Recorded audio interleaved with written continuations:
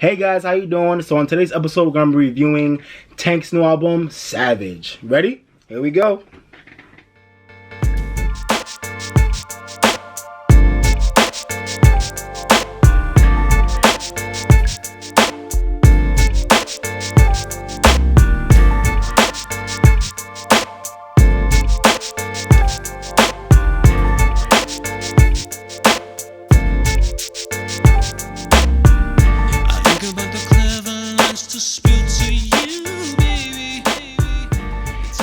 Yeah, what up everybody? It's your boy Bright here, the R&B Kid, and you're tuned into another episode of On the Bright Side. If this is your first time on my channel, please like this video, share this video, and consider subscribing to my channel. On this channel, I talk all things music and entertainment, always keeping things positive and finding the bright side of everything, alright? Alrighty guys, so Tank just released his new album called Savage on September 29th.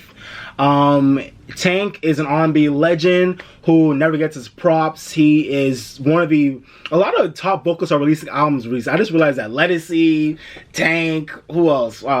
Tamar Braxton. A lot of top vocalists are releasing albums right now. But Tank to me has always been kind of like the male Brandy in terms of being one of the best artists that just know, especially in the R&B field, who just knows how to harmonize like a beast.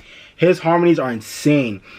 You know, the way he stacks his vocals and just the overall tone of his voice, he has one of the best tones in the industry.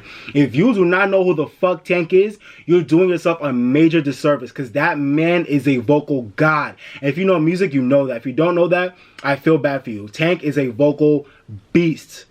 Whew, I can't talk enough about Tank. On some real shit, it makes me mad because Tank does not get his props like he should. He just like, when people think of like R&B legends, not in terms of commercial success, because that's a different conversation, but when people talk about just people who know how to sing, a lot of people forget about Tank, and a lot of people don't rate him as high as he should. Tank is Tank will out-sing your favorite male R&B singer under the table, like for real, besides a few, select few. So, Tank is one of my favorites.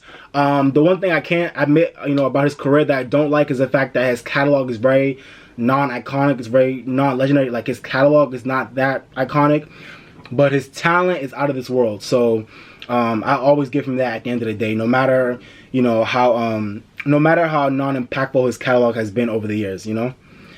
So jumping into this album had very little promo and, you know, in the mainstream. And it only had one single coming off of it, which was When We.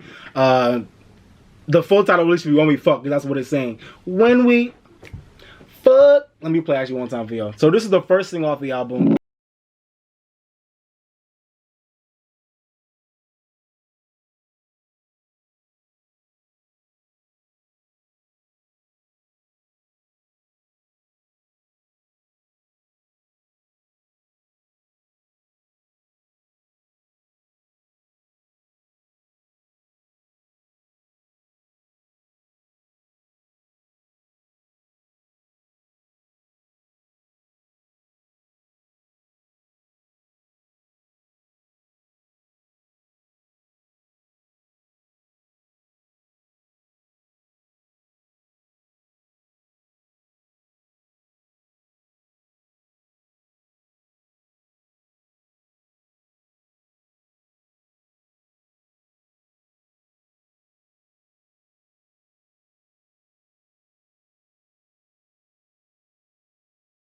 Stop.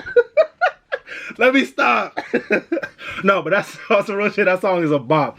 So that was the first thing off the album called When We. It actually is funny. I think When We has been one of the few R&B songs that's been bubbling under the Hot 100 actually. So that shows that it's actually one of the low-key most successful songs out there. I think that really is that's really I think streaming is a big part of that, because I think a lot of people are streaming that song, especially recently.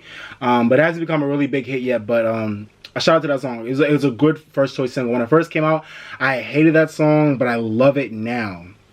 Alright, so more about the song When We. Like I said, I really love this song. I feel like this song is a perfect example of I just feel like it's a perfect example of the trap sound that Tank has been trying to capture with this album, which I'll talk more about. I think When We is a good example of a song where it works and it doesn't come off as corny and contrived.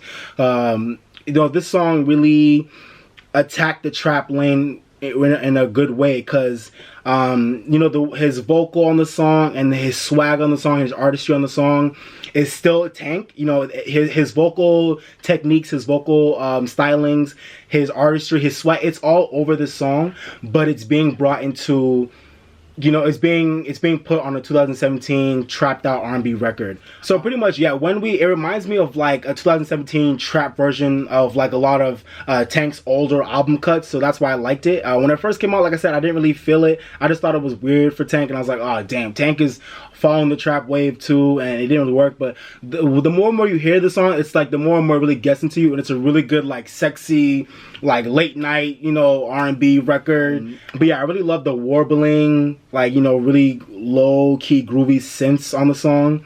I love how they creep on you, and I hope it becomes bigger than it is. I hope it becomes a really big hit. I think it deserves to, but who, you know, only time will tell.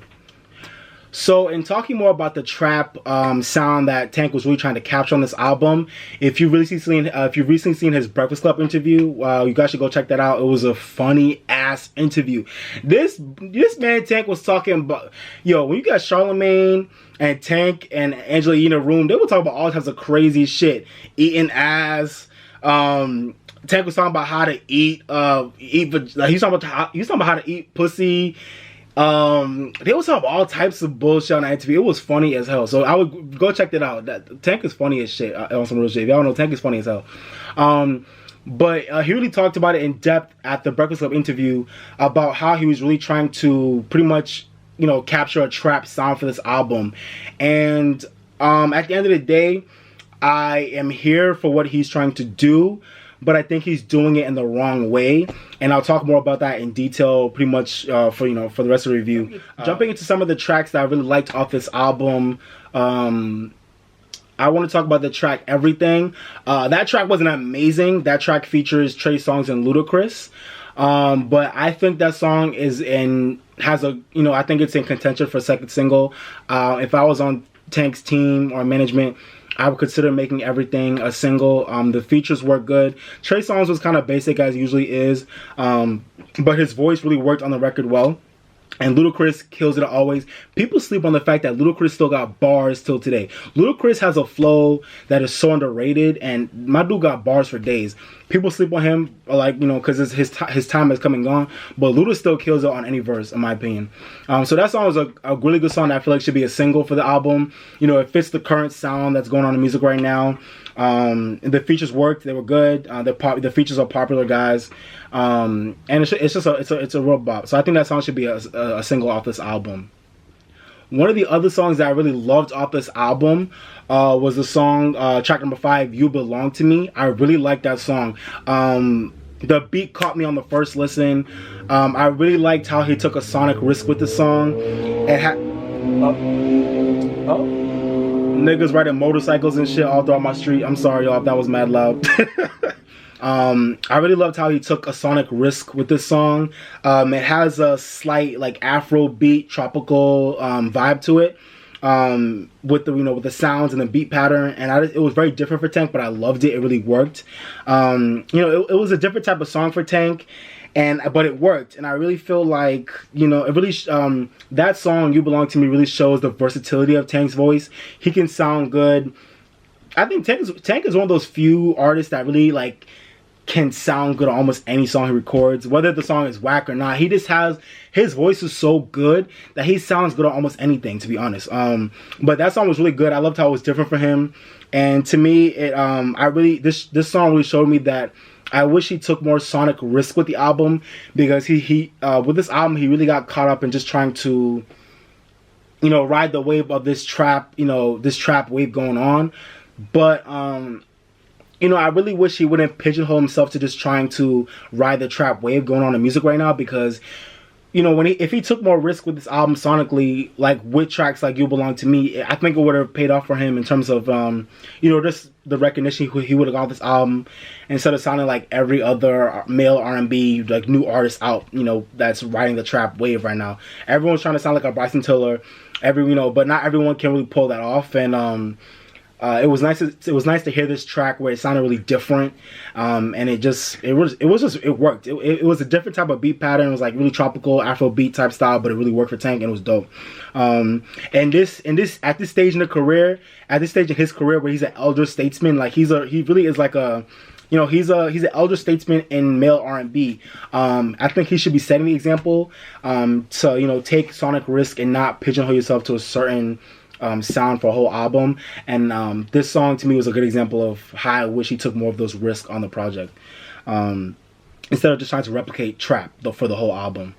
So I think one of the songs I really want to highlight off this album that I didn't like, in terms of talking about, you know, Tank riding this trap wave, was the first track off the album. It was a title track called Savage. You know, honestly, I'm a millennial. I love the trap wave going on. I love trap beats, and I love R&B infused trap beats. So I love the beat for the song Savage. But it was just something about that song where it just felt corny to hear Tank doing his thing over that song. It just felt corny as hell. He was talking about making his woman a savage, and it just didn't make sense. It's like, Tank, you're old as hell. Like, Tank is part of how old he is. He's 41, but it's like, on this record, he was trying to sound like a new age R&B artist, talking about how he gonna make his girl a savage and how he's a savage, and it just fell flat as fuck. It was weird, and it was the first track off the album too. So it was like, bro, you started the album off with like the worst note possible. But the beat was hard. I was like, okay, I'm feeling the beat. The beat's hard, but it just, that type of song just doesn't work for Tank. You know, it just doesn't work. The song felt really flat, and it's funny because his voice sounded great on it, as always. Like I said, his voice always sounds dope on anything he wants to record. His voice sounded good, but it just was a really like corny record. And it that song is whack, y'all. Okay, so another song I really want to talk about off this album was a song called F It Up. That was a cool song to me. Another trap infused song, like most of the records on this album, but that was actually one of the good ones. The thing about that song is, I thought it had a really basic hook, but it was arranged well, and his voice sounded good on it. And I think the lyrics could have been better in the verses. But to me, that song was a good example of actually when Tank had actually a good take on the trap wave going on right now. Yeah, but I think that's a major point for most of the songs on this album, was that Tank had dope vocals, and the vocals were arranged well. The lyrics were arranged well, but the lyrics could have been better. They could have been more advanced and, you know, less lazy. And I don't know. The hook was kind of basic, but the vocal was nice. So that was just, I feel like F It Up is a great example of what I was realizing with most of this album, which was that, okay, I'm really enjoying the song, it's a bop, but it's not as complete as I feel like it could be. I like the trap sound for Tank on some records, and F It Up was a good example of that, but he could have did it better. He could have had tighter lyrics, better lyrics in the verses. He could have had a more complex hook, but the vocals were good as always, and the swag was there. But yeah. At least that song was way better than Savage, and it didn't sound as corny, and like, it didn't sound like Tank trying to be his own version of Bryson Tiller. It actually sounded like him doing a trap song for himself. So that was a good record. Okay, so my last few tracks on this album that I really loved were actually the last two tracks on the album. Nothing On and Stay Where You Are featuring Jay Valentine, tracks 10 and 11. Nothing On was one of my instant favorites off the album. I love like rhythmic, groovy, like smoothed out, you know, sexy R&B. Like, I really love that sound in R&B. You know, like I really love like the 2000s type, you know, sound. So that song was really good to me. It took me back to the old, you know, Tank's older music, but it still sounded current. I really love the simple but emotive hook. You know, he's like, listen, I want nothing on. When I see you, I want nothing on. Really sexy, vibey record. I love the slight falsetto that he had in the pre-hook. That was dope. Let me see if I can play it out for y'all real quick.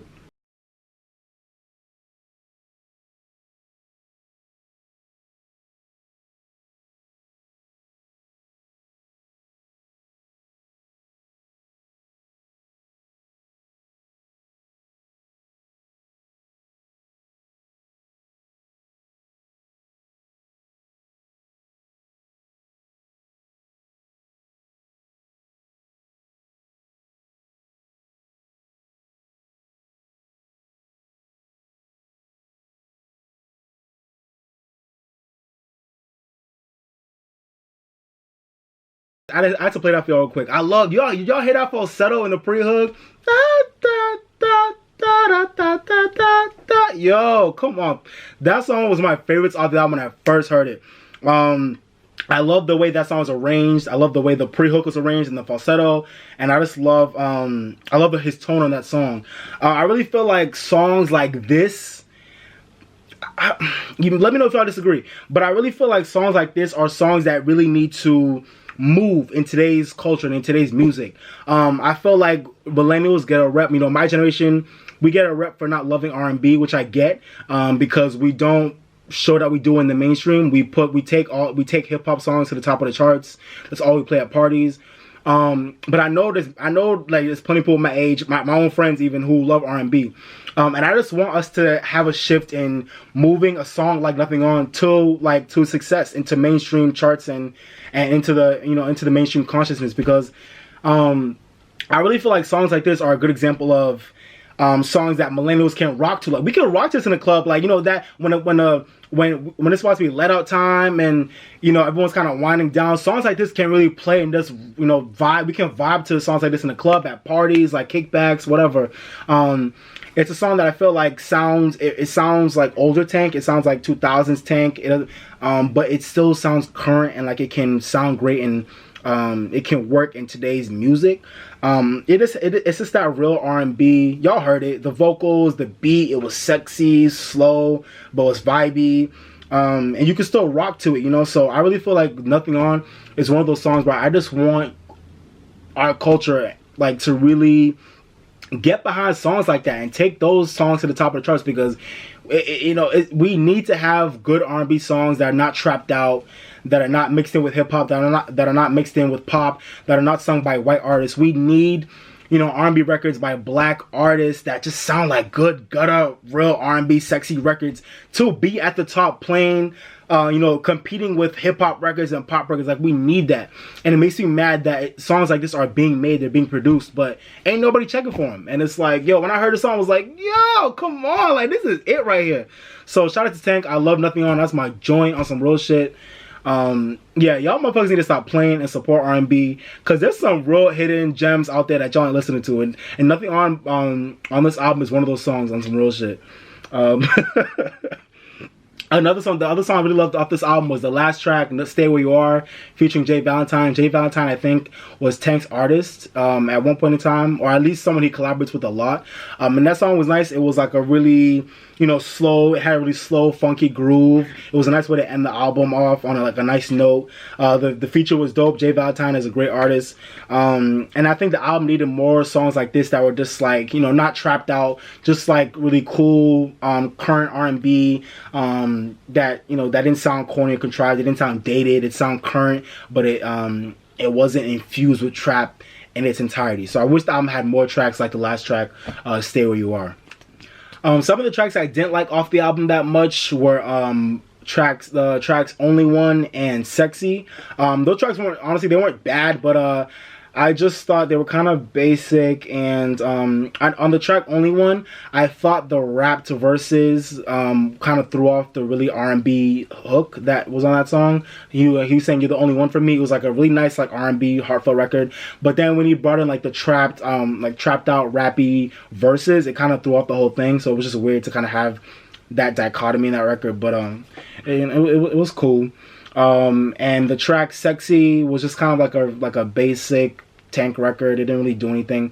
I feel like that song kind of sounded like I swear to God, Sexy sounds like a song that was a hit in the 2000s that I couldn't pinpoint. I couldn't put my name on it, but I swear to God, like all the lyrics in that song, I feel like I've heard them in a previous like hit from like the 2000s. But I can't remember like what song it was, but I feel like I've heard those lyrics before. But that was kind of it was a basic record. But I don't know, on the bright side, I had like a really nice like sax at the end. That was a nice touch. So I like the sax on the song Sexy at the end. It was cool. Okay guys, so in terms of my general thoughts about the album, this is Tank's 8th album. He's still on Atlantic, but he's on his own label now, R&B Money. So shout out to him for making those moves. And a shout out to the fact that he's still working with Atlantic after all these years. And shout out to the fact that it's his 8th album. But you know, it's funny. Even though this is his 8th album, it doesn't feel like it, because it just felt like a very kind of put together randomly. I'm just gonna put out there for the kids album. It didn't really feel like an album that was made by, to me, in my opinion, someone who's an R&B legend. Not in terms of commercial success, like I said before, but just in terms of talent, he's a legend. And you know, it seems like while his talent was still displayed throughout this album heavy, it just seems like he wanted to purposely take a lazy approach to making this album by just infusing everything with trap and kind of I want to say kind of dumbing down the lyrics to really get at millennials. And the thing about that that I really want to say is that, you know, if you, like I said before, if you watch the Breakfast Club interview that Tank did to promote the album, a very funny interview. But the main point he was trying to get at with that interview, and the main point he kept trying to promote about, you know, what he's doing right now in terms of his musical you know, palette and his musical taste, is that he wants to cater to the millennials, and he wants to cater to these young kids out here, and he wants to cater to the trap sound. He wants to be in it, he wants to immerse himself in it, and he wanted this album to be his own contribution to the trap era. And I think that's okay, but the thing about that is I really wish that Tank focused more on having millennials meet him where he's at, instead of him meeting them where they're at. And what I say by that is, this album really felt like Tank made it in the hopes that a millennial would find it and vibe to it because they like the trap sound, and okay, I can rock with this. I don't know who this Tank dude is, but I'm really feeling the beats and it sounds current and it's trapped out. I'm with it. But Tank is such an elder statesman, and he's such a talent that I really wish he wouldn't focus on that. I feel like Tank is too old, he's been in the business too long, and he's too talented to do that. I really wished he had instead the mentality to, I'm going to make this album, so I'm gonna have it be my own swag, my own vocal, my own artistry, just pretty much my work, my you know, my thing. I'm gonna have this album really represent who I am as an artist, but I'm not gonna be afraid to put in elements of trap, to have a millennial or a new person or a young person out there who probably doesn't know me or my past work. I'm gonna put those trap vibes in there so that they can be interested. But I'm not gonna base my whole album on the trap sound just to cater to that person. I'm gonna make my album the way I want to make it, but I'm not gonna be afraid to infuse trap, so if that person does hear my album, they might be interested, compared to if none of the trap sounds were on my album, they probably would say, no, I'm not gonna check this album out. You know what I'm saying? So I really wish he came in with that mentality more than just saying, oh, okay, I'm just gonna make a trap album for the kids and they're gonna love it. Like, cause no, these kids don't really know Tank out here like that. They don't know who Tank is. So I really wish he kind of just made this album for his demographic and for his audience and for his fans. You know, I really wish he made it a really sophisticated album and just, you know, included elements of trap in there to cater to those people who might discover him, who might not have known about him before, or who, you know, who are millennials. So that's what I just wish he did with this album, you know. But overall, I thought he had a lot of good records on the album, but the album really just had like a lack of a theme. It was called Savage, but you know, a lot of his tracks had like a Savage sound, but it just, that wasn't a strong enough theme to, I think, carry the album. So it kind of just sounded unorganized. But and the flow was off, so that, I think that kind of hurt the album. If the album had a better flow and more of a stronger theme, a connected theme throughout a lot of the records, it could have been stronger. But at the end of the day, I don't think Tank was focused on that, as I think he was saying in the Breakfast Club interview. So that's pretty much what it is at the end of the day. He was just trying to make a random album of you know, a bunch of different shit and hope people would love it. So that's what it is. On this album, you get a mixed bag of trap joints, soulful trap, you know, combo mid-tempo records, and then you get a few hidden gems of real you know, like real good gutter R&B gems. So you get a few of those records, but this album's kind of a mixed bag of everything. But at the end of the day, I wish this album had it needed more of a balance, and it needed more sophistication, and it needed more of I want to say it needed more of a variety in the sonic and tempo template. A lot of the songs kind of rode out on that mid-tempo trap, you know, R&B wave. And I wish the album had a lot of more different tempos and sonic structures. Like I said, I love the song "You Belong to Me." And Nothing On. Those songs sounded different, so they caught me. As opposed to a lot of other songs off the album, they kind of just like sounded like a lot of these songs sounded the same, so it became hard to discern a lot of them at the end of the day. Sorry, I can't talk. But yeah, that's just pretty much what I thought about the album. For this album, I give it a 3 out of 5. I give it a 3 out of 5 because it wasn't bad, it wasn't great, it was kind of just in the middle. You know, dope vocals, but I really wish he did more to make this album more sophisticated and structured better and more exciting. But obviously, a lot of the songs really did sound good for what they were. So I give it a 3 out of 5. So thank you guys for watching. Let me know what you thought about this album in the comment section. Let me know if you like this album. Let me know if you didn't like this album. Let me know your favorite tracks, your least favorite tracks, and let me know if you agree with my review, or if you disagree. I'd love to hear your feedback. Let me know what you thought about the album, and please like this video, share this video with your friends and family, and please consider subscribing to my channel. All right, thank you guys for watching, and I will see you guys next time. All right, this has been your boy Bright, and I am signing off.